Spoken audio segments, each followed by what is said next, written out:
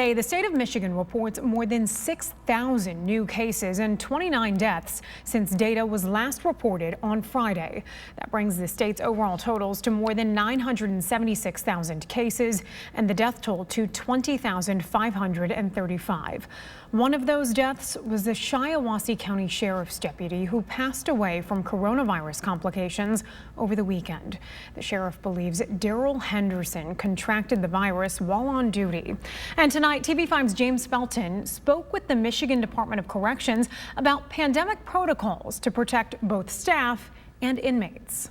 All of our prisoners have had access to the COVID vaccine since April 8th of this year. Chris Gautz is a spokesperson for the Michigan Department of Corrections. He gave us an update on efforts to fight COVID-19 in prisons across the state. To date, about 66% of those prisoners are now fully vaccinated. Gautz tells us the MDOC has a moral and legal obligation to protect both inmates and those who come into close contact with them. Because our staff are inside those walls with those prisoners as well in a congregate setting. And so we want our staff to be safe. We want the prisoners to be safe.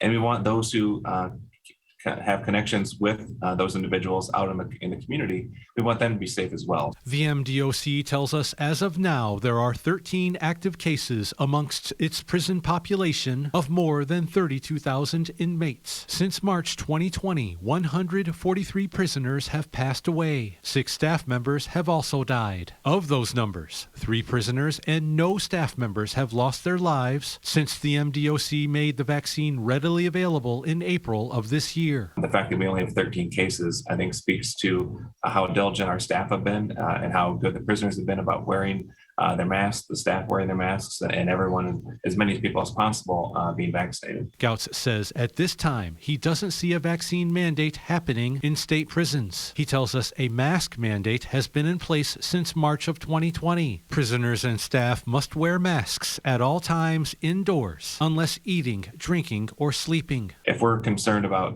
stopping the spread of it, wearing that mask is really the mandate that counts, and that's the one that we've had in place. And at the same time, encouraging all of our prisoners and all of our staff to get the vaccine as well. James Felton, WNEM, TV5.